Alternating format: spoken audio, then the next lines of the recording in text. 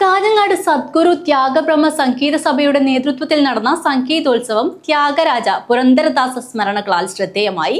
കിരവി അങ്കിത്തായ ത്യാഗരാജ സ്വാമികളുടെ വേഷമണിഞ്ഞ ഉച്ചവൃത്തി നടത്തി.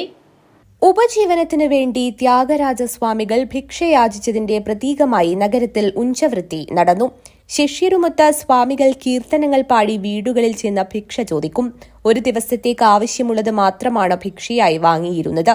ഭിക്ഷയായി ലഭിച്ചത് ആവശ്യം കവിഞ്ഞ് ബാക്കി വന്നാൽ അടുത്ത ദിവസത്തേക്ക് കരുതി വെക്കാതെ അവ ദാനം ചെയ്യുകയാണ് പതിവ്. പിറ്റേന്ന് വീണ്ടും ഭിക്ഷാടനത്തിനിറങ്ങുമായിരുന്നു. പ്രശസ്തമായ പല ത്യാഗരാജ കീർത്തനങ്ങളും പിറന്നത് ഭിക്ഷാടന വേളയിലാണ്.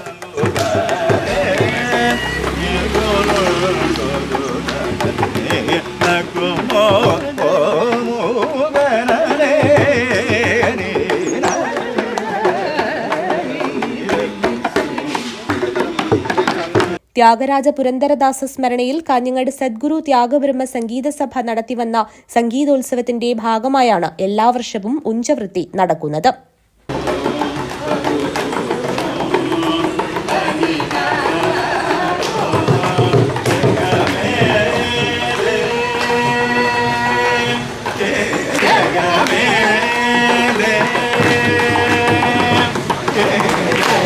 സംസ്ഥാനത്ത് ഉച്ചവൃത്തി നടക്കുന്ന അപൂർവം വേദികളിലൊന്നാണ് കാഞ്ഞങ്ങാട്.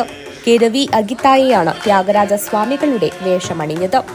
തുടർന്ന് പഞ്ചരത്ന കീർത്തനാലാപനവും നടന്നു. 50-ലധികം പേർ പങ്കെടുത്തു.